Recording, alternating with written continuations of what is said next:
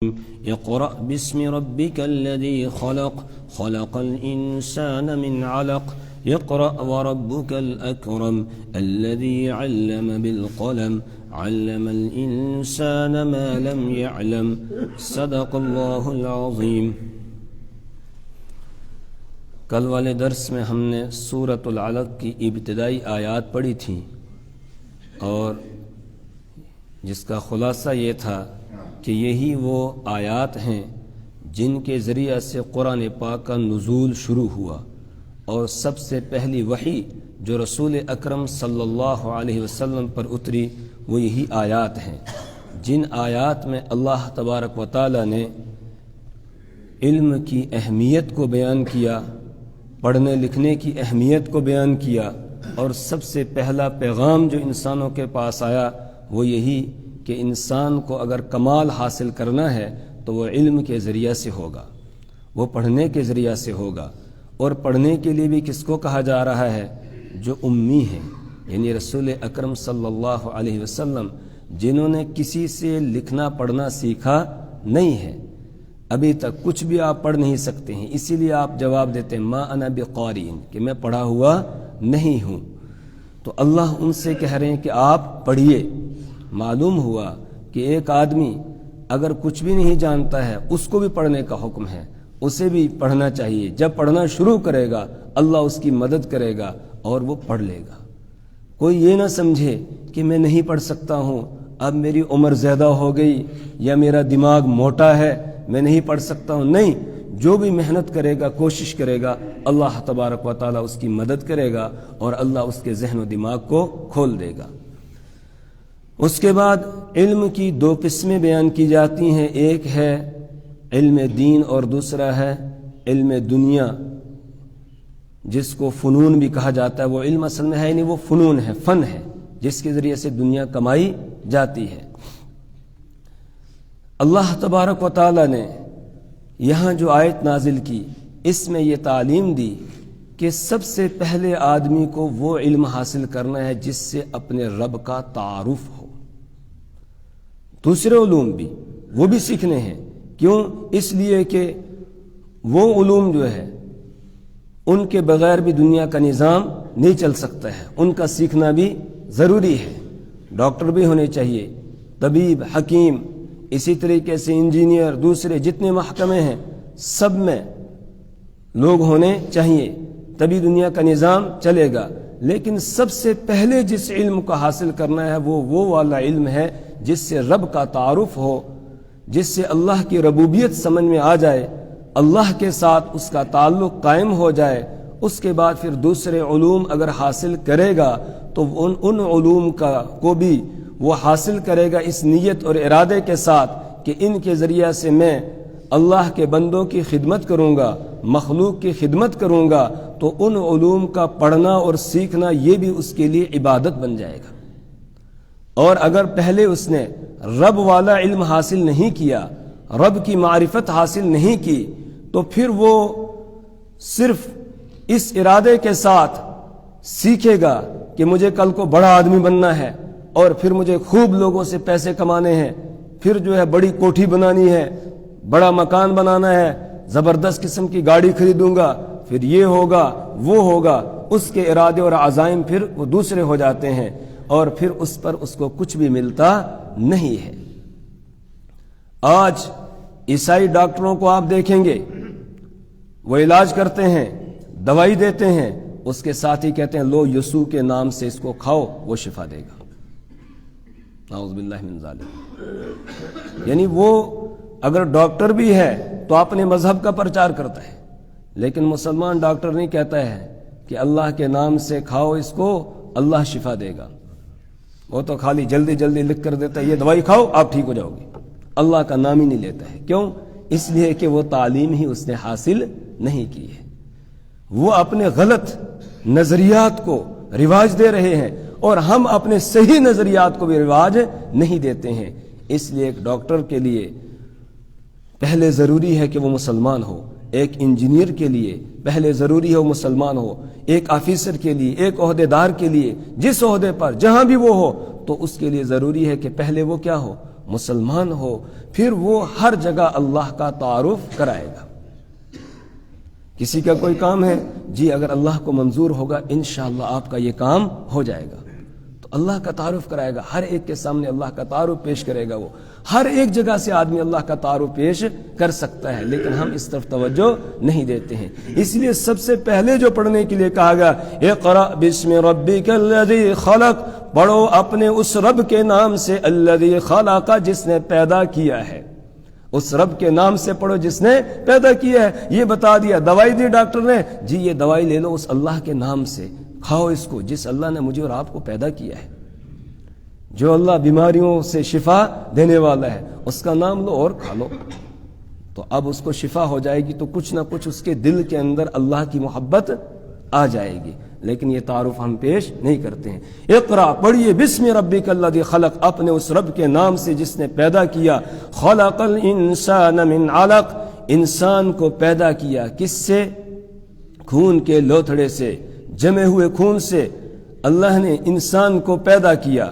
انسان کی پیدائش کے مختلف مراحل ہیں۔ سب سے پہلا مرحلہ اس کا یہ ہے کہ وہ مٹی کی شکل میں ہوتا ہے، اس کے بعد پھر وہ غذائیں اختیار بن جاتی ہیں، غذاؤں کے بعد پھر وہ آدمی جب کھاتا ہے تو خون کی شکل اختیار کرتا ہے، اور خون کی شکل کے بعد پھر وہ جو ناپاک منی کا قطرہ ہوتا ہے وہ اس سے تیار ہوتا ہے۔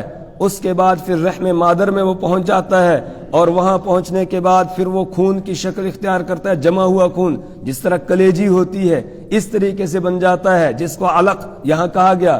اس کے بعد پھر وہ ایک بوٹی کی شکل اختیار کرتا ہے، گوشت کی بوٹی بن جاتا ہے، پھر اللہ اس میں ہڈیاں بناتا ہے، ہڈیوں کے بعد پھر فَكَسَوْنَا الْعِظَامَ لَحْمًا، ہڈیوں کے اوپر میں گوشت کو چڑھا دیتا ہوں، پھر کامل اور مکمل انسان بنا کر اللہ دنیا کے اندر ہمیں لے آتا ہے۔ یہ مختلف مراحل ہیں، ان میں درمیانی مرحلہ ہے علق، تو اس کو یہاں بیان کر دیا گیا کہ آگے اور پیچھے کے جو مراحل ہیں وہ خود سمجھ لو، دوسری جگہ قرآن پاک کے اندر وہ بیان کر دیے گئے ہیں کہ اس اللہ نے تمہیں اس سے پیدا کیا ہے۔ اپنی پیدائش پر غور کرو کہ مٹیریل کو دیکھو کیا ہے، مٹیریل کیا ہے جس سے انسان کو بنایا ہے، وہ ناپاک قطرہ ہے، اس سے اللہ تبارک و تعالیٰ نے اتنا خوبصورت انسان بنا دیا ہے۔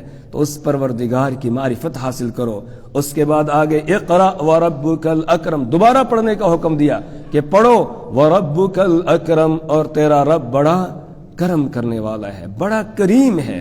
اکرم یہ کریم سے نکلا، اور کریم کے معنی ہے بہت کرم کرنے والا۔ اکرم اس سے بڑھ کر، یعنی بہت ہی کرم کرنے والا ہے، بہت ہی مہربانی کرنے والا ہے۔ کریم کہا جاتا ہے اس کو کہ یؤتی بلا عوض، کہ جو کسی کو کوئی چیز دیتا ہے بغیر کسی غرض کے، بغیر کسی عوض اور معاوضے اور غرض کے۔ اللہ ہمیں جو کچھ عطا کر رہا ہے، اللہ کی کوئی غرض ہے؟ اللہ کی کوئی غرض نہیں ہے۔ اگر باپ بھی بیٹے کو پالتا ہے اس کی بھی کچھ نہ کچھ غرض ہوتی ہے کہ یہ بڑا ہوگا، میں بوڑھا ہو جاؤں گا، اس وقت یہ میرے کام آئے گا۔ اسی طریقے سے استاذ ہے، وہ کسی شاگرد کو پڑھاتا ہے، وہ بھی یہ طمع اور امید رکھتا ہے کہ یہ شاگرد میرے کام آئے گا، اگر کچھ نہیں تو چلو یہ آگے کوئی علمی کام کرے گا تو مجھے آخرت میں کچھ ملے گا۔ اسی طرح کوئی بھی آدمی کوئی بھی کام کرتا ہے، کوئی نماز پڑھ رہا ہے، روزہ رکھ رہا ہے، تو ایک غرض ہے کہ مجھے اس پر ثواب ملے۔ لیکن اللہ جو ہمیں عطا کر رہا ہے وہ بغیر کسی غرض کے، اس کو کوئی غرض ہے؟ اگر سارے انسان اس کے نافرمان ہو جائیں تو اس کی بلندی اور علو، اس کی شان، اس میں کوئی کمی آئے گی؟ اور سب کے سب اس کے سامنے سجدہ ریز ہو جائے تو اس کی شان میں کوئی بڑھوتری ہوگی؟ وہ ہمیشہ سے بلندیوں والا ہے، سبحان ربی الاعلی، وہ ہمیشہ سے بلندیوں والا اور ہمیشہ بلندیوں والا رہنے والا ہے، اس کی شان میں کبھی کوئی کمی آتی نہیں ہے۔ تو وہ ہمیں سب کچھ عطا کر رہا ہے۔ اقرأ وربک الاکرم الذی علم بالقلم، جس نے انسان کو قلم کے ذریعے سے سکھایا۔ یہ قلم جو ہے یہ علوم کا ضامن ہے، علوم کے لیے امین ہے۔ اگر قلم نہ ہوتا تو پہلے لوگوں کی تحقیقات سے ہم فائدہ اٹھا سکتے تھے؟ نہیں، یہ پروردگار ہے جس نے قلم پیدا کیا۔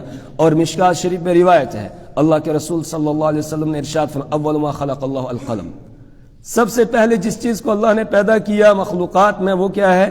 قلم ہے۔ قلم پیدا کر دیا، اس کے بعد اللہ نے قلم کو حکم دیا اکتب، لکھ۔ قلم نے پوچھا میں کیا لکھوں؟ اللہ نے فرمایا لکھ دے ما یکون الی یوم القیامہ، جو کچھ قیامت تک ہونے والا ہے، اس کے بعد کبھی جو کچھ ہونے والا ہے سب لکھ دے۔ اب قلم نے لکھنا شروع کیا، وہ لوح محفوظ بن گئی اللہ کے علوم کے مطابق۔ اللہ کا علم تو کامل ہے، وہ جانتا ہے کون کیا کرنے والا ہے، کون کس طریقے سے کرے گا، کیا کرے گا، کیسے زندگی بسر کرے گا، اللہ کے علم میں ہے۔ اس علم کے مطابق اللہ نے لوح محفوظ میں سب کچھ لکھوا دیا۔ اس کے بعد دنیا کے اندر بھی یہ قلم جو ہے یہ علوم کا ضامن ہے، اس کے ذریعے سے علوم کی حفاظت ہوتی ہے۔ اگر قلم نہیں ہوتا تو پہلے لوگوں کی تحقیقات ہمارے سامنے نہیں ہوتی، ہم اس سے فائدہ نہیں اٹھا سکتے۔ اس لیے قلم اللہ کی ایک عظیم مخلوق ہے، اس لیے یہاں پر اس کا تذکرہ کیا گیا۔ اور پھر قلم نے ترقی کی، پھر پرنٹنگ پریس آ گئی، یہ بھی قلم کی ایک شکل و صورت ہے۔ پھر اس کے بعد اب کمپیوٹر آ گیا تو یہ بھی قلم کی ایک شکل ہے۔ اس کے بعد اب انٹرنیٹ آ گیا، یہ بھی قلم کی کیا ہے؟ ایک شکل ہے، ایک صورت ہے قلم کی۔ اب آگے جا کر اور کیا ہوگا ہم نہیں رہیں گے، آگے لوگ آئیں گے وہ دیکھیں گے اور کتنا قلم ترقی کرے گا۔ یہ قلم کی ساری صورتیں ہیں۔ الذی علم بالقلم، کہ جس نے قلم کے ذریعے سے سکھایا، اور کیا سکھایا؟ علم الانسان ما لم یعلم، انسان کو سکھایا جو وہ نہیں جانتا تھا۔ اسلام انسان کو سکھایا جو وہ نہیں جانتا تھا۔ اللہ نے یہ کتاب ہمیں دے دی، قرآن پاک۔ آج جتنے سائنسدان ہیں وہ قرآن پڑھتے ہیں، قرآن پڑھنے کے بعد پھر وہ ایک بات دیکھتے ہیں، پھر اس پر تحقیق شروع کرتے ہیں، ریسرچ کرتے ہیں، اس کے بعد اعلان کرتے ہیں جی ہماری یہ تحقیق ہے۔ ان کی تحقیقات ہے ان کی، انہوں نے قرآن پڑھا، قرآن کے اندر دیکھا، پھر اس کے بعد کر رہے ہیں۔ قرآن نے 1450 سال پہلے بتایا کہ انسان کی جو پیدائش ہوتی ہے کن مراحل سے وہ گزرتا ہے۔ اس وقت کون سی جو الٹرا ساؤنڈ مشینیں تھی، دوسری مشین تھی، کچھ بھی نہیں تھا۔ لیکن آج ان کی مشینیں یہ بتا رہی ہے کہ جو قرآن نے بتایا بالکل حقیقت بیان کی ہے، حق بیان کیا ہے۔ قرآن کی ایک بات ذرا سی بھی ایسی نہیں ہے جو حقیقت کے خلاف ہو، جو حقائق سے ہٹ کر ہو، ایسی کوئی بات نہیں ہے۔ قرآن نے کہا کہ تمہارے لیے چاند اور سورج کو اللہ نے مسخر کر دیا۔ اب انسان کوشش میں لگ گیا کہ جب قرآن نے کہا ہے چاند اور سورج کو مسخر کیا ہے، اس کا مطلب ہم چاند تک پہنچ سکتے ہیں، تو کوشش شروع کر دی اس نے پہنچنے کی۔ تو ادھر سے بات لیتا ہے اور اس کے بعد پھر تحقیق کرتا ہے، پھر کہتا ہے کہ میری یہ تحقیق، اس کی تحقیق نہیں ہے، یہ کس سے، کہاں سے بات لی اس نے؟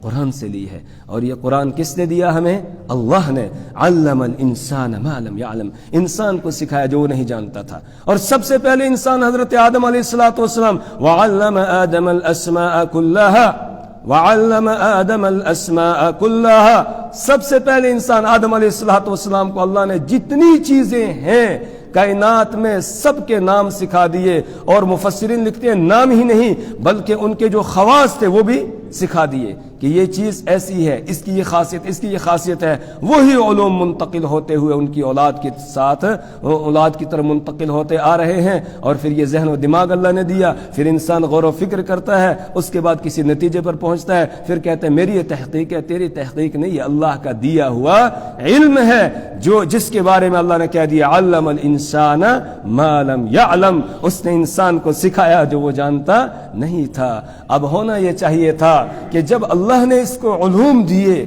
اللہ نے عقل و دماغ اس کو دیا، سب کچھ عطا کیا، ایک ناپاک قطرے سے اس کو اللہ نے ایک بہترین اور خوبصورت ڈھانچے کے اندر ڈھالا اور اس کے بعد دنیا کے اندر اس نے لایا، تو یہ اللہ کا مطیع اور فرما بردار ہوتا، لیکن انسان نے ایسا نہیں کیا۔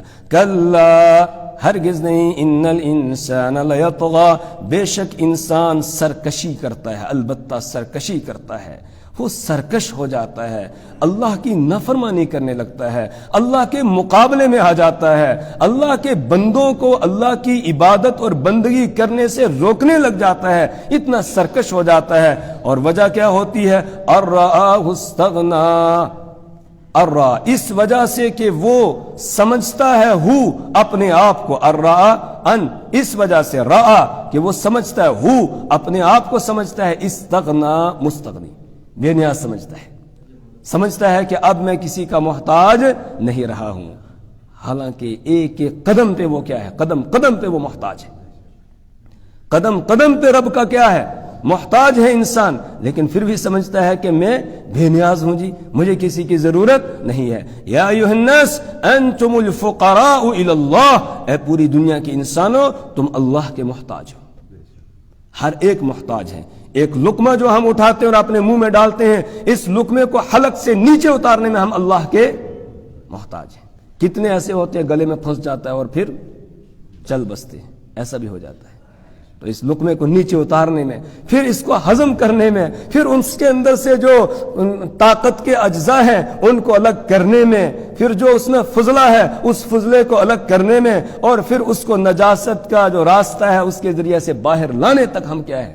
اللہ کے محتاج ہیں۔ اگر کھایا ہوا پیٹ ہی میں رک جائے تو بتائیے کتنی تکلیف ہوگی، کتنی پریشانی ہوگی۔ اسی لیے رسول پاک صلی اللہ علیہ وسلم دعا سکھائی کہ جب بیت الخلاء سے باہر نکلو تو یہ دعا پڑھو، غفرانک الحمدللہ الذی اذهب عنی الاذی وعافانی۔ الحمدللہ الذی، تمام تعریفیں اس اللہ کے لیے ہے، اذهب عنی الاذی، جس نے مجھ سے تکلیف کی چیز کو دور کر دیا، وعافانی، اور مجھے عافیت بخشی۔ اگر پیشاب کے چند قطرے رک جائیں، نہ نکلیں تو بتاؤ، پھر آدمی سب کچھ قربان کرنے کے لیے تیار ہو جاتا ہے۔ کیوں؟ اس لیے کہ وہ ناقابل برداشت حالت ہو جاتی ہے، پیشاب لگ گیا زوردار طریقے سے، اب نکل ہی نہیں رہا ہے۔ تو پیشاب کرنے میں اللہ کا کیا ہے؟ محتاج ہے، پینے میں اللہ کا محتاج، حلق سے نیچے اتارنے میں اللہ کا محتاج ہے، اور پھر اس کو نکالنے میں بھی اللہ کا کیا محتاج، اور سمجھتا ہے میں بے نیاز ہوں۔ یہ کہاں بے نیاز ہو سکتا ہے؟ قدم قدم پہ یہ کیا ہے؟ اللہ کا محتاج ہے، لیکن سمجھ بیٹھتا ہے اپنے آپ کو بے نیاز سمجھتا ہے کہ میں جو مستغنی ہوں، میرے پاس سب کچھ ہے، مجھے کسی چیز کی ضرورت نہیں ہے۔ یہ سوچ قارون کی سوچ ہے، مومن کی یہ سوچ نہیں ہے۔ مومن کی یہ سوچ ہے کہ میں قدم قدم پہ اللہ کا محتاج ہوں، اور ہے واقعتاً ہر انسان محتاج ہے، اس کے بغیر ایک قدم ہم نہیں چلے، ایک سانس نہیں لے سکتے۔ اللہ کی مدد کے بغیر ایک سانس لے سکتے ہیں ہم؟ ایک سانس بھی اللہ کی مدد کے بغیر نہیں لے سکتے ہیں۔ الرآہ استغنا، اس وجہ سے کہ وہ سمجھتا ہے اپنے آپ کو استغنا، کہ وہ بے نیاز ہو گیا ہے، حالانکہ وہ بے نیاز نہیں ہے۔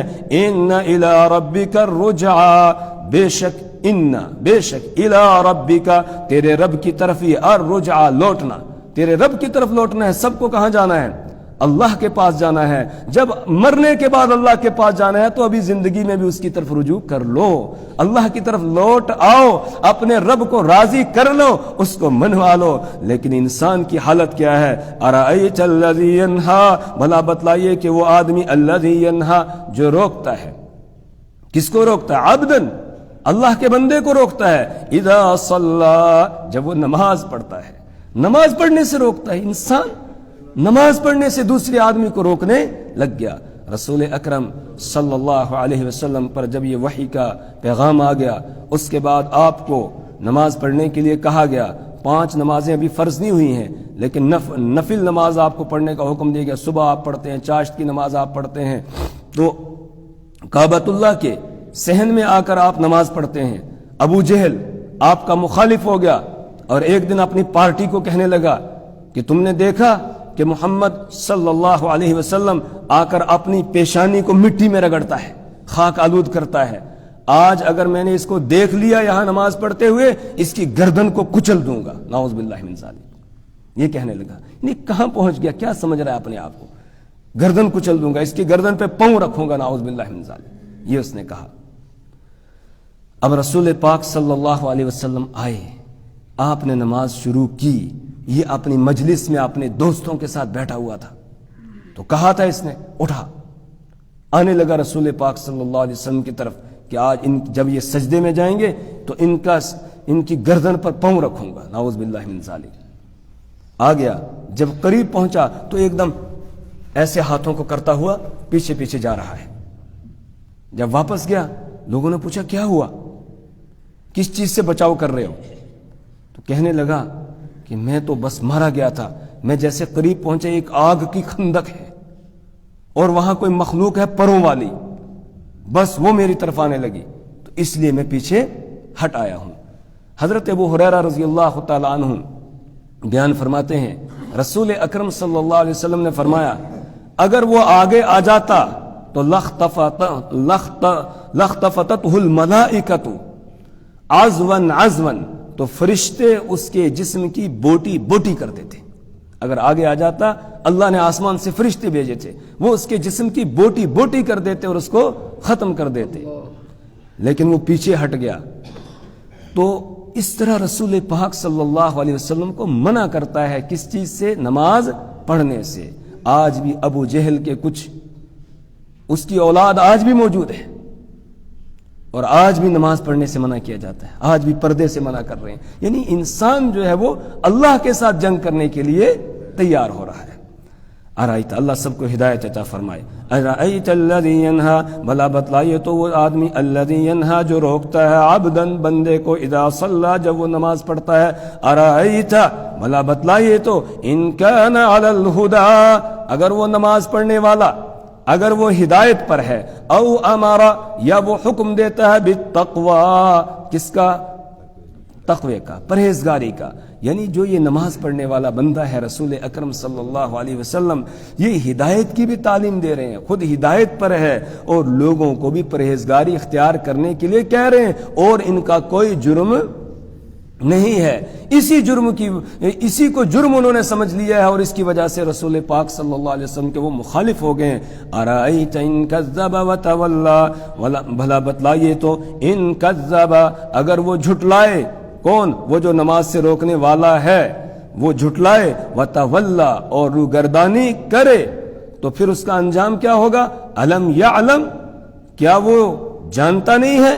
بان اللہ یری، کہ اللہ تعالیٰ اسے دیکھ رہا ہے.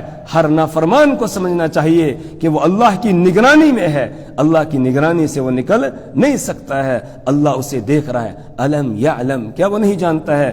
بان اللہ یری، اس بات کو کہ اللہ اسے دیکھ رہا ہے. کلا، ہرگز نہیں. لئن لم ینتہی، اگر وہ باز نہیں آیا، اگر وہ میرے رسول کی مخالفت کرنے سے باز نہیں آیا، لنصفعا بالناصیہ، لنصفعا تو ہم ضرور بضرور گھسیٹیں گے اس کو، بالناصیہ پیشانی سے. یہاں پیشانی کے بالوں سے پکڑ کے. پیشانی کس کو کہتے ہیں؟ ہم اردو میں پیشانی اس کو کہتے ہیں، اس پر بال تو ہوتے نہیں ہیں، اس کو عربی والے جبہہ کہتے ہیں. کیا کہتے ہیں اس کو؟ جبہہ. پیشانی کہا جاتا ہے سر کا جو بال ہے، سر کے بال ہے نا، تو ان کا کچھ حصہ آگے کے لیے مڑا ہوا ہوتا ہے، کچھ حصہ ادھر جا رہا ہے، کچھ حصہ ادھر جا رہا ہے، کچھ پیچھے جا رہا ہے. جتنے حصے میں بالوں کا رخ آگے کے لیے ہے اسی کو ناسیہ کہا جاتا ہے عربی میں، اسی کو پیشانی، یہی بال ہوتے ہیں. تو یہاں بالوں سے کہا اس کو ہم پکڑیں گے اور پکڑ کے اس کو گھسیٹیں گے. لنصفعا بالناصیہ، تو ہم ضرور بضرور اس کو پیشانی سے، یعنی یہاں بالوں سے آگے کے جو بال ہیں ان سے پکڑیں گے. ناسیۃ، کون سی پیشانی؟ کاذبۃ، جو جھوٹی پیشانی ہے. خاطئۃ، جو گناہگار پیشانی ہے. فلیدع نادیہ، اسے چاہیے وہ اپنی محفل والوں کو، اپنی مجلس والوں کو بلا لے. ابو جہل کہتا تھا، اپنے ساتھیوں کے ساتھ بیٹھتا، کہتے دیکھو میرے ساتھ کتنے لوگ ہیں، اور محمد صلی اللہ علیہ وسلم کو دیکھو ان کے ساتھ کوئی نہیں ہے، وہ اکیلے ہیں، ان کے ساتھ کوئی نہیں ہے. اللہ فرما رہے ہیں جس مجلس اور جس محفل کا وہ حوالہ دیتا ہے اسے چاہیے کہ وہ ان کو بلا لے. فلیدع نادیہ، اسے چاہیے کہ وہ اپنی مجلس والوں کو بلا لے، وہ اپنی مجلس والوں کو بلائے. سندع الزبانیہ، ہم بلائیں گے جہنم کے سپاہیوں کو. سندع، ہم بلائیں گے. الزبانیہ، کس کو؟ جہنم کے سپاہیوں کو، جو ان کو جہنم رسید کریں گے، جہنم میں لے جائیں گے. اور یہ سپاہی دنیا کے اندر اللہ نے اپنے پیارے رسول صلی اللہ علیہ وسلم کو صحابہ کی شکل میں دے دیے کہ جنہوں نے ان کو کنارے لگایا. ابو جہل غزوہ بدر کے موقع پر دو چھوٹے چھوٹے بچے، حضرت عبداللہ بن مسعود رضی اللہ عنہ فرماتے ہیں دو چھوٹے چھوٹے بچے آئے، ایک مجھے کہہ رہا ہے چچا آپ ابو جہل کو پہچانتے ہیں، دوسرا ادھر سے کہہ رہا ہے چچا آپ ابو جہل کو پہچانتے ہیں. میں نے کہا کیوں؟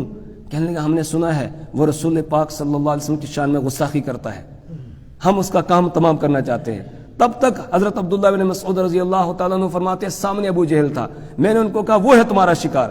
کہا وہ ویسے جھپٹ پڑے جا کر ایک دم اس کو نیچے لٹا دیا اور اس کو ختم کر دیا. چھوٹے دو بچوں نے، اور یہ بھی کون تھے؟ انصار میں سے. اور اس وقت کہنے لگا کہ میری اگر گردن کاٹو گے ذرا نیچے سے کاٹنا تاکہ پتہ چلے یہ کسی سردار کی گردن ہے. اس طریقے سے تو سند الزبانیہ اللہ فرماتے یہ بھی اپنی محفل والوں کو بلا لے تو ہم بھی اپنے سپاہیوں کو بلا لیں گے. کلا ہرگز نہیں. رسول پاک صلی اللہ علیہ وسلم کو اور مجھے اور آپ کو ہر ایمان والے کو یہ حکم دیا جا رہا ہے یہ قیامت تک تمہیں نماز سے روکنے کی کوشش کریں گے, تمہیں اذان سے روکنے کی کوشش کریں گے, تمہیں دین پر چلنے سے منع کریں گے, لیکن تم نے ان کی بات نہیں ماننی ہے. تم نے کس کی بات ماننی ہے؟ اللہ کی بات رب کی بات ماننی ہے. لا تطیعہ کلا ہرگز نہیں آپ اس کی بات کو نہ مانیے. وہ منع کرتا ہے آپ نہیں رکیں گے, آپ نماز پڑھیں گے. وہ منع کرتا ہے اور دین کے کام کرنے سے نیکی کے کام کرنے سے آپ ان کی بات نہیں مانیں گے. وسجد آپ سجدہ کیجئے, وقترب اور آپ اللہ کا قرب حاصل کیجئے. وسجد سجدہ کیجئے, وقترب اور اللہ کا قرب حاصل کیجئے. معلوم ہوا کوئی آدمی اللہ کا قرب حاصل کرنا چاہتا ہے, اللہ کی نزدیکی حاصل کرنا چاہتا ہے, اسے چاہیے وہ سجدہ ریز ہو جائے. ایک صحابی آئے, عرض کیا یا رسول پاک صلی اللہ علیہ وسلم کے لیے پانی وغیرہ انہوں نے رکھا تو حضور پاک صلی اللہ علیہ وسلم کو ان کا یہ عمل بڑا پسند آیا, وضو کے لیے پانی رکھا تو آپ نے فرمایا مانگو کیا مانگتے ہو, میں تمہارے لیے دعا کرتا ہوں. اس نے کہا یا رسول اللہ صلی اللہ علیہ وسلم مجھے جنت میں آپ کی رفاقت چاہیے, جنت میں آپ کا پڑوس اور آپ کا ساتھ چاہتا ہوں. تو آپ نے فرمایا کہ پھر اگر تم اور کچھ, اس نے کہا بس میرا مطلوب تو یہی ہے. تو رسول پاک صلی اللہ علیہ وسلم فرمایا کہ فاعینی بکثرت فاعینی تو پھر میری مدد کرو بکثرت السجود, کس سے؟ سجدوں کی کثرت سے. کثرت سے سجدے کرو گے, نماز پڑھو گے تو بس میرے رفاقت مل جائے گی تمہیں. تو سجدہ کرنے سے آدمی اللہ کے قریب ہوتا ہے.